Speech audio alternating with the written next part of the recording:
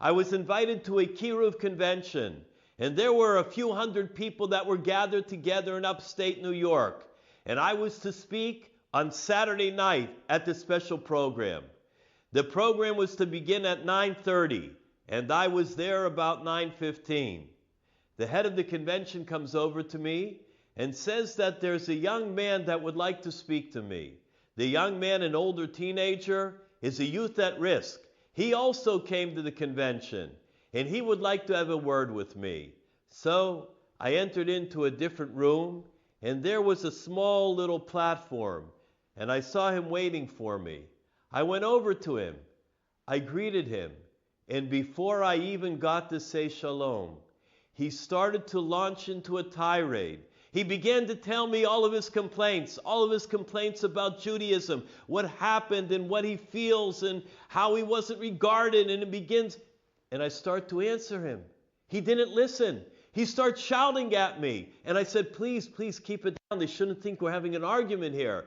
And he continues and he says everything that's on his mind. And I felt so bad, but there was little I could do. He was too upset. He was boiling with resentment.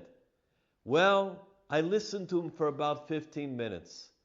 The head of the convention came in and signaled 5 more minutes, they're ready for you. I listened another couple minutes to this young man and said, I'm sorry, but I have to go now. I will be happy to talk with you a little bit later, but right now I have to go to speak.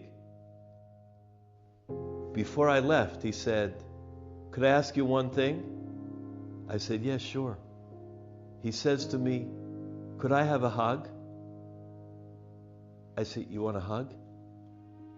Sure. He was a big guy. He puts his arms around me. He put his head down on my shoulder and he began to cry. And I hugged him. I realized anything that I wanted to say to him, all of the counter arguments, all the speeches and all the ethical, moral speeches that I could give him did not do what one hug did for him. That's all he wanted. Ohev Sabrios. Love the creations, umekorvan la Torah, and then you'll bring them very close. The Mishnah says so.